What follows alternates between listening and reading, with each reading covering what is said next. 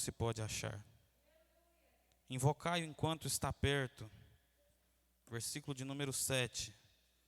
Deixai o ímpio o seu caminho e o homem maligno os seus pensamentos, e se converta ao Senhor, que compadecerá dele. Torne para o nosso Deus, porque grandioso é em perdoar. Porque os nossos pensamentos não são os vossos pensamentos, nem os vossos caminhos os meus caminhos, diz o Senhor. Porque assim como os céus são mais altos do que a terra, assim são os meus caminhos mais altos do que os vossos caminhos, e os meus pensamentos mais altos do que os vossos pensamentos. Porque assim como descem a chuva e a neve dos céus e para lá não tornam, mas regam a terra e a fazem produzir e brotar e dar a semente ao semeador e pão ao que come, assim será a palavra que sair da minha boca. Ela não voltará para mim vazia, antes fará o que me apraz e prosperará para aquilo que a enviei.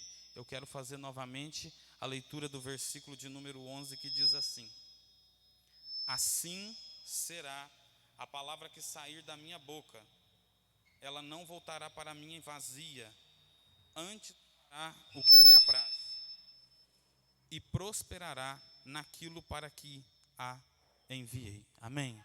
Irmãos, nós vamos, podemos assentar em nome de Jesus, refletir sobre esta palavra nesta noite. Esse texto é um texto muito conhecido, um texto identificado por todos nós, e o texto vai dizer assim, o título deste texto, que todo povo é convidado a procurar a salvação. Outra tradução, nós conhecemos o pastor Russell Shedd, ele escreveu, e ele diz assim que a graça, ela é oferecida a todos os homens. Me chama a atenção porque Isaías vai escrever este texto, assim como os 66 capítulos que ele escrevera, e ele vai tratar a respeito do Messias, ele vai tratar sobre a obra de salvação, ele vai falar a respeito do projeto salvífico que Jesus tinha na vida do homem. E me chama a atenção de forma singular porque neste texto Isaías vai escrever e ele disse assim: buscai ao Senhor enquanto se pode achar, e invocai-o enquanto está perto. Nós estávamos aqui ouvindo agora as nossas irmãs adorando o nome do Senhor, dizendo assim que nós precisamos buscar ao Senhor em oração, que por vezes nós pensamos que Deus nos abandonou, que Deus nos esqueceu, que Ele nos deixou de lado, mas o que nós percebemos neste texto é que até quando Deus, Ele se cala, os propósitos deles não findaram na nossa vida. Robert, como que nós vamos entender isso? Se nós percebermos a trajetória do povo de Israel, isso era muito claro na vida do povo. Robert, por quê? Porque de Malaquias, que é o último livro do Velho Testamento, até Mateus, que foi aonde se cumprira a promessa que nós ouvimos o nosso irmão cooperador Rosemildo dizer agora mesmo, até que o nascimento de Jesus por uma virgem, nós vamos perceber a Bíblia dizendo que Deus, ele se calou para a nação de Israel. Robert, se calou por quê? Ele se calou porque o povo havia se distanciado, o povo havia pecado, o povo havia falhado, havia tomado rumos senão os dos preceitos divinos. Mas quando nós vamos olhar para a trajetória, mesmo por 400 anos de silêncio, Deus não falando com aquela nação, nós vamos perceber que Deus não perdeu o controle da situação, que Deus não perdeu o rumo da história, que Deus não percebeu o controle das coisas. Robert, por quê? Porque a Bíblia diz assim que ainda que nós sejamos infiéis, Ele permanece fiel porque Ele não pode negar a si mesmo. E me chama a atenção que ainda que os homens erraram, falharam, levantaram-se contra a nação israelita, levaram eles cativos para a Babilônia e eles ali ficaram, mas mesmo assim, Deus por misericórdia permitiu que o seu filho, ele nascesse, fosse gerado no ventre de uma jovem e ele viesse para trazer salvação aos homens. E ele viesse para que nós pudéssemos ser alcançados. Robert, alcançados porque nós merecemos? Não. Alcançados porque Deus é gracioso. Alcançados porque Deus é misericordioso. Porque o grande problema de muitos de nós é pensarmos que a salvação é por mérito, é porque alguém fez mais, é porque alguém faz menos. Não, na verdade a salvação é graça, ela é favor imerecido. Ninguém de nós éramos merecedores. Nós ouvimos na saudação do nosso irmão ele dizer assim, que por causa causa de um homem, o pecado irá alcançar todos os homens que nasceram na face da terra, exceto Jesus Cristo. Mas uma coisa que me chama a atenção, porque Isaías vai escrever e ele vai oferecer um caminho aos homens. Ele vai oferecer um caminho para que os homens, eles pudessem trilhar. Robert, qual era esse caminho? O caminho é Jesus. Porque ele disse assim: deixai o homem ímpio o seu caminho. Deixai o homem maligno os seus pensamentos e se converta ao Senhor. E torne para o nosso Deus. E aí ele vai dizer o porquê que os homens precisam fazer isso. E quando nós olhamos no texto, ele diz assim: porque o Senhor, Ele é grandioso em perdoar. E aqui está uma palavra que nós precisamos entender para os nossos dias. Robert, qual é essa palavra? É perdão. Porque na verdade nós ouvimos muito sobre isso, mas nós temos dificuldade em praticar. Porque nós ouvimos muito falar, cantar, nós ouvimos várias mensagens sobre isso, mas quando chega no momento de nós liberarmos perdão, de nós perdoarmos alguém, nós temos dificuldade. Quando nós vemos então, e eu me lembro disso, quando eu li esse texto eu me lembrei de uma coisa, Robert, o que é? Eu me lembro que na minha adolescência, eu tinha um pensamento, ainda que tendo nascido num lar cristão evangélico, mas eu tinha um pensamento que por tempo durou na minha vida. Robert, qual foi esse pensamento? O pensamento de que às vezes a gente se esquece e a gente começa a examinar as pessoas, a taxar as pessoas, a querer nomear e dar nomenclatura aos erros, às falhas das pessoas. E Robert, quando foi que você entendeu algo diferente sobre isso? Eu me lembro como se fosse hoje, que foi quando eu vim para Cássia. E eu me lembro que um dos cultos de ceia do Senhor, nós ainda congregávamos na irmã Nilva. E o pastor Elias estava ministrando a ceia do Senhor, quando ele falou sobre perdão e falou sobre aqueles que iam participar da ceia. E eu me lembrei de uma questão, Robert, o que ele disse? Ele disse assim que na verdade Judas não era merecedor de sequer estar sentado à roda, à mesa daqueles homens, mas mesmo assim Jesus não impediu que ele participasse da ceia naquele momento. Robert, o que é isso? Se Judas tivesse se arrependido, irmãos, possivelmente Jesus ele teria o perdoado e a vida dele seria outra, porque Jesus continua a perdoar as pessoas, e nós precisamos entender que isso é um propósito de Deus para a humanidade. Jesus, quando estava na terra, ele orava e fazia oração, ensinava os seus discípulos, orando e dizendo assim, para que eles perdoassem as vossas dívidas, assim como eles têm perdoado aquele que os tem ofendido. E a minha pergunta é, como nós temos agido em relação ao perdão? E aqui, irmãos, eu não trato simplesmente da situação aonde nós simplesmente tratamos a situação de alguém que nos ofende de forma grandiosa, que faz algo que marca a nossa vida, que fica... Não, e das coisas pequenas. Eu conheci um homem que, por causa de uma brincadeira, a esposa dele ficou 15 anos sem conversar com ele, e ele ficou dentro da mesma casa por 15 anos sem falar com ela. Robert, por quê? Por causa de um coração duro, por causa de um coração que não liberava perdão. Aí Isaías continua dizendo assim, porque os meus pensamentos não são os vossos pensamentos, e nem os meus caminhos são os vossos caminhos, diz o Senhor. Porque assim como os céus são mais altos do que a terra, e assim como os meus caminhos são mais altos que os vossos caminhos, e os meus pensamentos são mais altos do que os vossos pensamentos. Aqui eu paro para poder fazer mais uma aplicação às nossas vidas que estamos aqui nesta noite.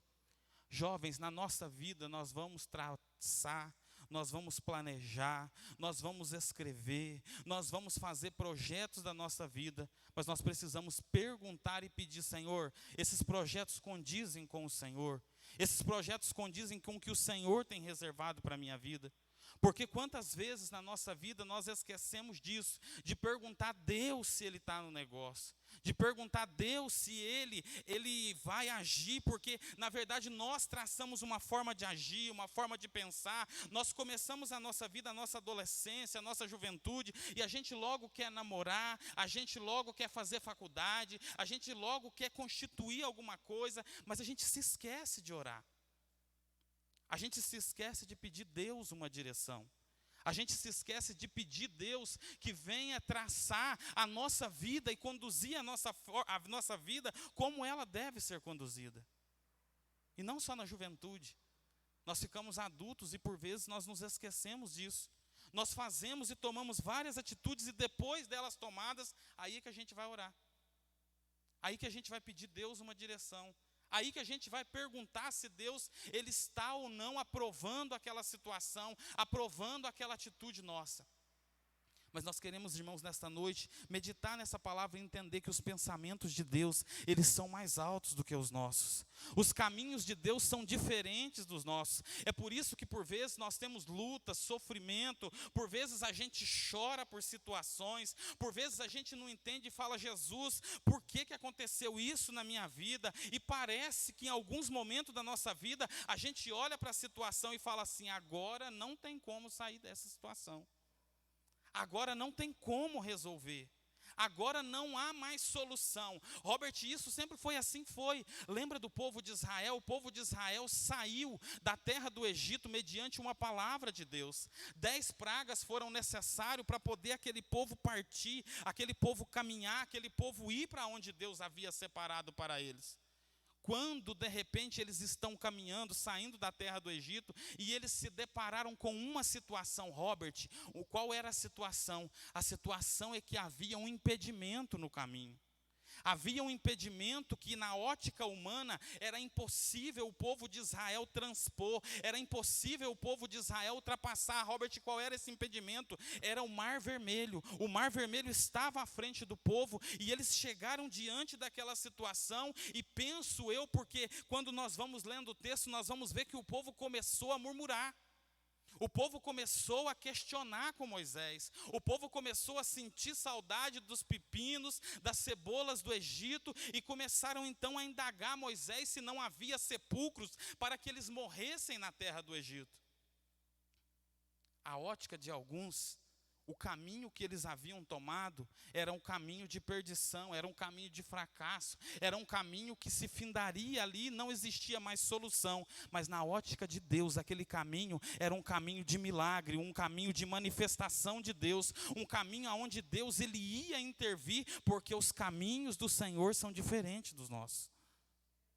Porque os pensamentos do Senhor são diferentes dos nossos.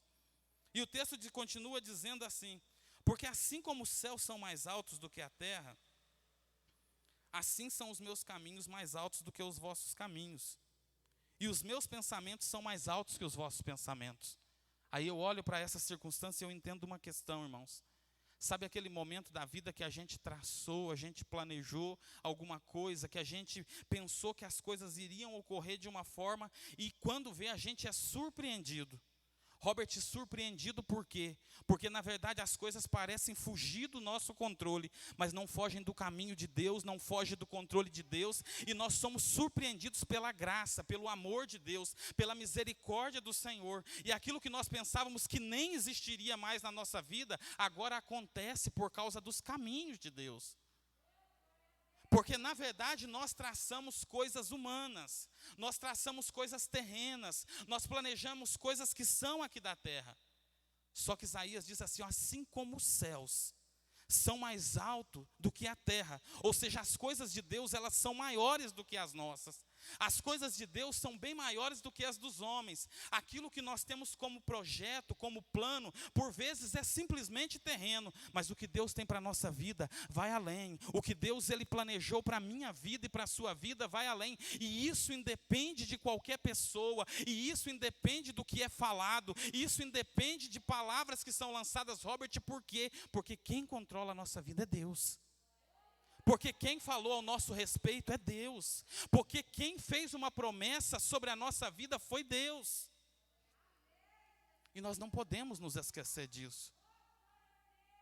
Foi antes de ontem, eu estava pregando na rádio, Isaías capítulo de número 59. E eu falava sobre isso.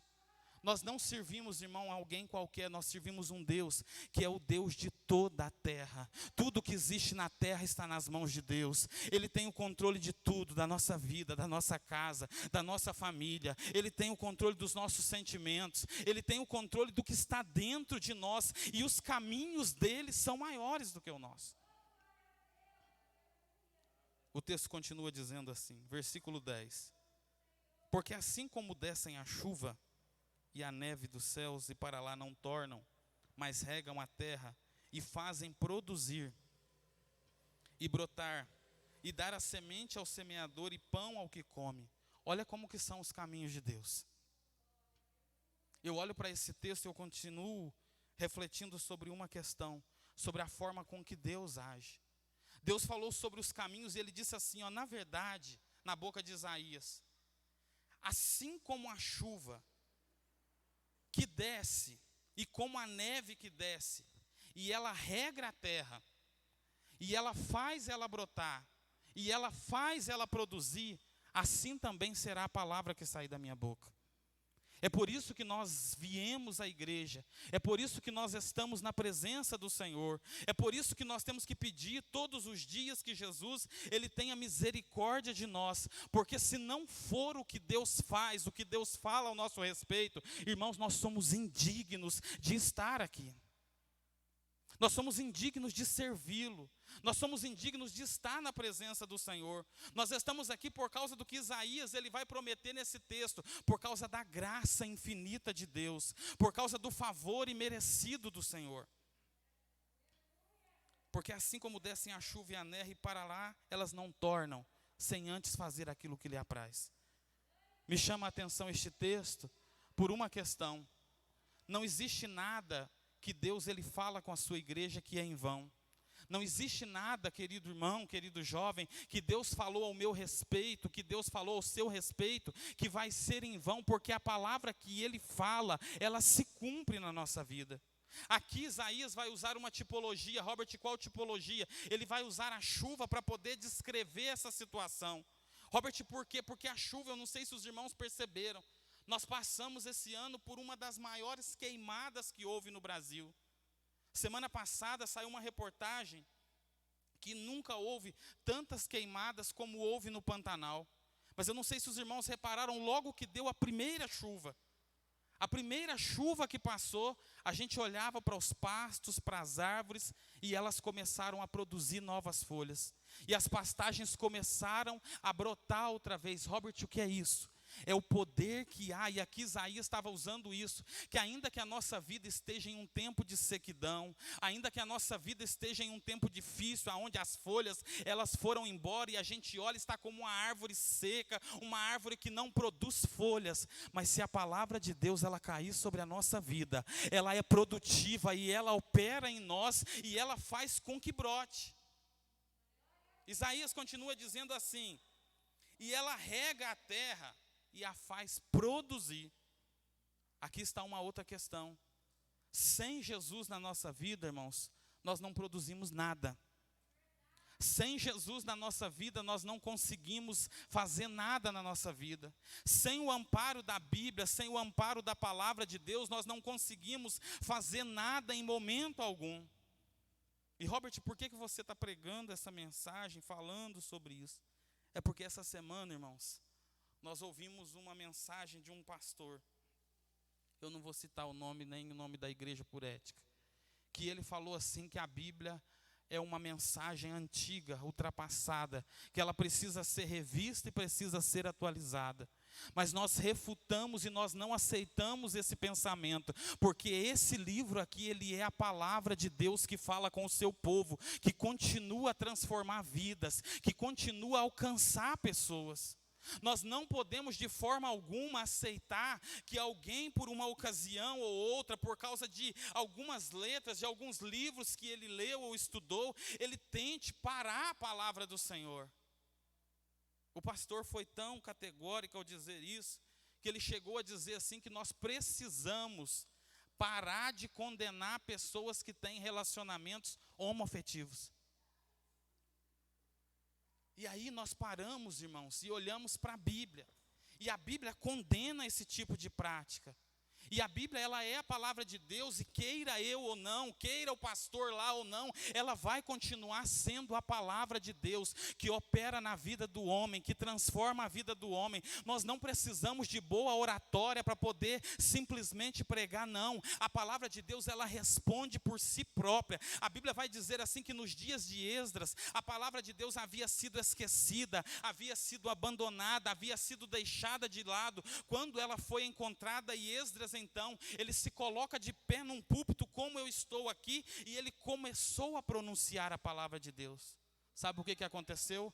As pessoas ficaram paradas, atônitas, por aproximadamente 6 horas, sem ninguém se mover, sem ninguém falar nada. Robert, por quê? Por causa do poder que há na mensagem que existe nesse livro, por causa do poder e da eficácia da mensagem que estão escritas nesse livro. E nós precisamos pregar, nós precisamos anunciar, nós precisamos pedir Jesus que nos dê graça, para que nós possamos, irmãos, nos moldar a palavra de Deus e de forma alguma querer aplicá-la à nossa vida.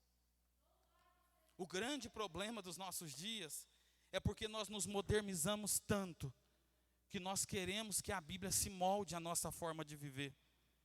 Nós queremos que a Bíblia ela se molde à nossa conduta, porque tudo parece ser muito normal. Mas só que a promessa que nós temos é que nós precisamos viver diante de Deus. Nós aprendemos isso aqui nas últimas 3 quarta-feiras através do nosso pastor. Que essa palavra ela faz com que haja conversão. Que essa palavra ela traz convicção. E que essa palavra é o que santifica a nossa vida. É por isso que João escreveu e ele diz assim: Pai, santifica-os na verdade. A tua palavra é a verdade. Robert, e isso é inédito. É a primeira vez que acontece essa questão de alguém se levantar contra a Bíblia, de alguém querer parar a palavra de Deus, de alguém não querer que a Bíblia seja anunciada. Não, irmãos, isso sempre existiu. Desde os primeiros séculos da igreja, esse tipo de pensamento, ele fora mencionado, ele fora trago para as pessoas. Nós vamos ver isso de uma forma muito triste no período chamado de período das trevas, ou um momento muito triste que houve entre o século XV e o século XVI. Só que Deus não perde o controle de nada. E Deus então vai levantar homens para que eles pudessem se posicionar e defender a palavra de Deus, como Deus levantou John Hus, como Deus levantou Martinho Lutero, e amanhã nós vamos inteirar 503 anos de reforma protestante. E dentre os pensamentos que Martinho Lutero ele conseguiu trazer às pessoas, que era sola escritura, ou seja, somente a Bíblia, somente a palavra de Deus tem capacidade de moldar, de transformar, de trazer vida ao homem. Não adianta, irmãos, nós queremos que pessoas venham para a igreja, que elas se convertam, que a gente às vezes quer fazer isso por força. Às vezes alguém tem o esposo, a esposa que não é crente, tem o pai, tem a mãe. Se não for a palavra de Deus para entrar na vida da pessoa e transformar a pessoa, não há conversão, não há mudança. Sem a palavra de Deus nós não conseguimos levar a nossa vida para que nós possamos ir no céu.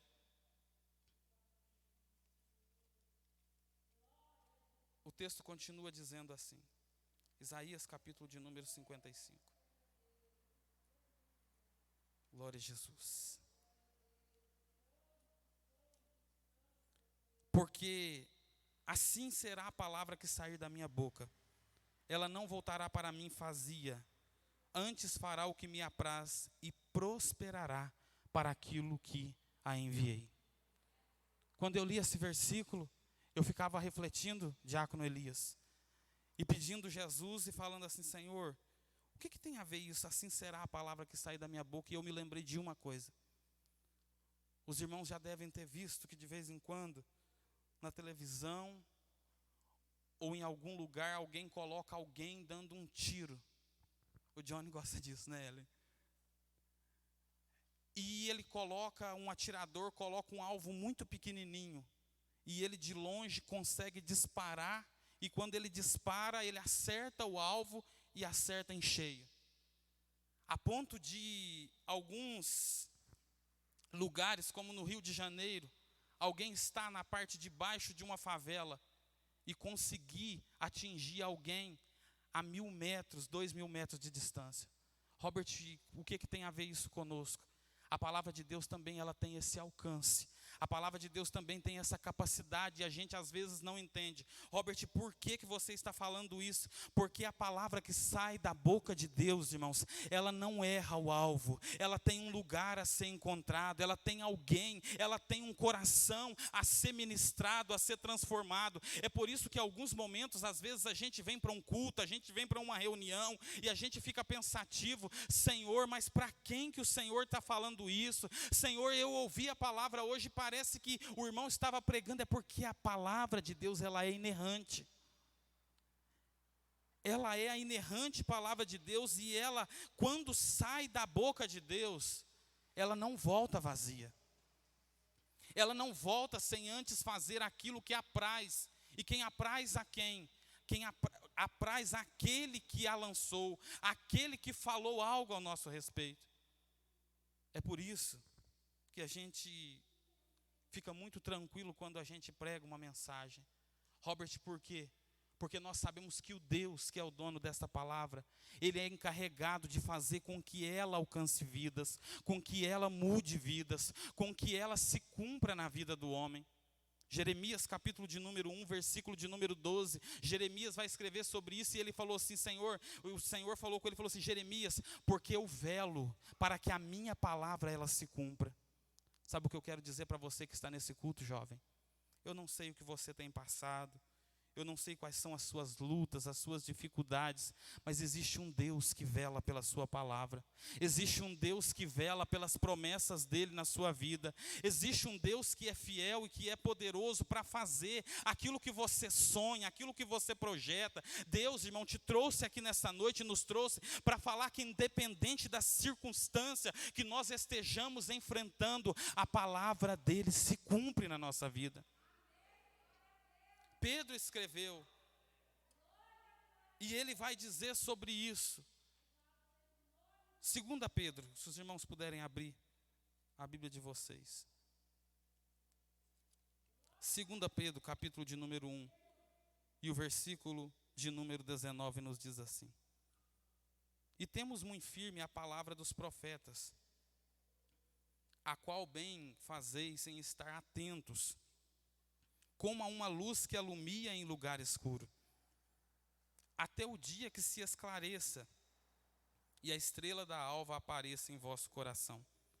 Sabendo primeiramente isto, que nenhuma profecia da Escritura é de particular interpretação, porque a profecia nunca foi produzida por vontade de homem algum, mas os homens santos de Deus falaram inspirados pelo Espírito Santo. Olha o que Pedro vai escrever. Pedro vai combater a vários pensamentos que surgiram depois que Jesus morreu, depois que a igreja foi fundada, porque começaram então a falar que simplesmente um momento de estar, um momento de alegria, aquilo era aquilo que Deus havia designado, era o que Jesus estava operando na vida da pessoa. Mas Pedro vai combater isso. E Pedro vai se levantar e diz assim: nós temos uma palavra. E me chama a atenção porque Pedro diz assim: nós temos uma muito firme palavra. Porque as palavras de Deus, elas são firmes para a nossa vida. O que Deus te prometeu, por vezes você já pensou que não ia acontecer. Por vezes você parou para a sua vida e falou assim: Senhor, as promessas do Senhor parece que não acontecem. Acontece na vida do irmão, acontece na vida do outro, e parece que na minha vida ela não se cumpre. Mas a palavra de Deus, ela é firme para se cumprir na minha vida e na sua vida. E nós precisamos entender o que disse aqui Pedro: sabendo isto, que nenhuma profecia da Escritura, ela é de particular interpretação. Robert, o que é isso? Nós não podemos interpretar nada dessa palavra simplesmente com a forma com que nós vivemos. Nós não podemos de forma alguma querer interpretar um texto sagrado simplesmente por causa do momento de dor, do momento de tristeza, do momento difícil que nós estamos enfrentando, porque na verdade esta palavra, ela é a palavra de Deus, a profecia que foi dada por Deus à igreja, aos seus santos homens, para que eles pudessem ministrar a nós, para que nós pudéssemos viver aqui, irmãos. E para que nós pudéssemos, por misericórdia e graça de Deus, caminhar com o Senhor Jesus até o dia do arrebatamento da igreja. Até o dia em que o Senhor Jesus, Ele virá nos buscar, e isso também ninguém poderá parar. Ninguém poderá impedir que a palavra de Deus, ela se cumpra em nós. É por isso que Jesus diz assim: passarão os céus e a terra, mas as minhas palavras não hão de passar. Os anos podem ter passado na sua vida, irmão. Os dias podem ter passado na sua vida. Os anos podem ter passado na sua vida, jovem, adolescente, mas as palavras de Deus, elas não hão de passar para você. Tudo que Deus falou vai se cumprir. Tudo que Ele prometeu vai acontecer na sua vida e você precisa crer. O grande problema é que nós vivemos em meio a uma geração que se esqueceu das promessas de Deus. E aí Pedro dizendo assim: porque a profecia nunca foi produzida por vontade de homem algum, mas os homens santos de Deus falaram inspirados pelo Espírito Santo. E aí me chama a atenção esse texto, porque às vezes a gente ouve uma mensagem, às vezes a gente ouve uma pregação e a gente fala assim: o pastor hoje foi muito duro. Às vezes a gente tem um mau costume, irmãos, e isso é muito antigo, da gente pegar a Bíblia e falar assim: eu quero que Deus fala comigo. E todas as vezes que a gente faz isso, vem uma mensagem daquelas que corta a nossa vida e corta direito. Mas isso é Deus, Ele trabalhando na nossa vida e mostrando que Ele continua a falar conosco. E quando Ele nos corrige, Ele está demonstrando o seu amor, Ele está demonstrando a sua misericórdia, Ele está demonstrando o quanto Ele é misericordioso conosco. Eu já estou encerrando. E eu encerro contando uma pequena história que, na verdade, aconteceu, se eu não me engano, no século XVIII para o XIX. Que existiu na França um lugar onde um filósofo muito importante, ele tentou parar a palavra de Deus. Ele tentou fazer com que a Bíblia fosse esquecida. Ele tentou fazer com que a Bíblia fosse parada de ser distribuída às pessoas. Ele pensou que ele poderia parar de fazer com que vidas fossem alcançadas pela palavra de Deus. E quando nós vamos ler a história, a Casa Publicadora, ela lançou essa história contando essa pequena ilustração. E hoje, aonde era a casa daquele homem, é uma casa publicadora, é uma das sedes de uma das sociedades bíblicas da França. Robert, isso é coincidência? Não.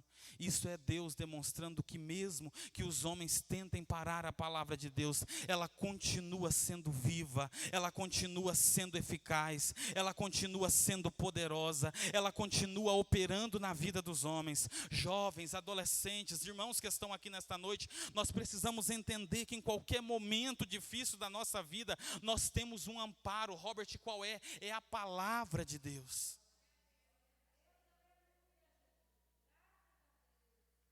Hebreus, capítulo de número 12. Existe um texto que eu gosto muito, que diz assim: porque a palavra de Deus, ela é viva e eficaz. Ela é mais penetrante que uma espada de 2 gumes. Ela penetra e faz a separação da alma e do espírito, das juntas e das medulas, e é apta para discernir as intenções do coração do homem. Eu gosto desse texto porque quando eu refletia sobre isso e falava: Senhor, nós estamos vivendo dias tão difíceis, nós passamos mais de 2000 anos que o Senhor partiu e a igreja aguarda, espera a sua promessa. E Deus falou assim comigo: Robert, mas mesmo assim a minha palavra, ela é a mesma, ela continua operando. E me chamou a atenção porque quando eu refletia sobre isso, eu falava: Jesus, mas como assim? Porque existem tantos momentos que a gente parece que os nossos sentimentos, a nossa alma, a gente está preocupado, está inquieto, está ansioso, a gente fica preocupado com o que vai acontecer, a gente lembra de coisas que já passaram, a gente se preocupa com o presente. E aí eu lembrei-me de uma coisa, de um dia que eu estava dentro de uma sala de aula, numa aula cirúrgica. E nós fomos fazer uma cirurgia. E quando nós começamos a cortar o animal, uma veia foi rompida e começou a esparramar sangue para todo lado. E quando Um dos colegas estavam cortando e ele cortou fazendo uma incisão, fazendo uma abertura na barriga daquele animal. Ele se deu com as vísceras e ele furou uma víscera daquela. E o professor olhou e falou assim: desse jeito o bicho morre. E aí eu comecei a refletir sobre isso e Deus falava comigo assim: mas a minha palavra é muito diferente. Eu falei: Deus, mas por quê? E Deus falou assim: porque a minha palavra, ela age onde o homem não consegue dividir. Ela age na alma e no espírito, aonde o homem tem os seus sentimentos, aonde o homem tem os seus questionamentos, aonde o homem tem as suas dores, as suas ansiedades, e ela não fere ninguém. E ela não machuca ninguém.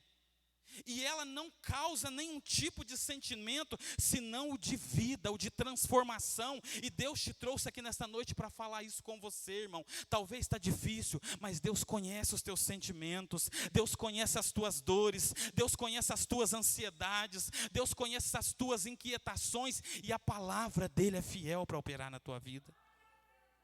Continua crendo no Senhor Jesus, continua crendo, e quando os momentos mais difíceis da sua vida, você estiver passando por dificuldades, lembre-se que você tem a palavra de Deus, que é a espada do Espírito que foi empunhada em nossas mãos. Vamos nos colocar de pé, irmãos.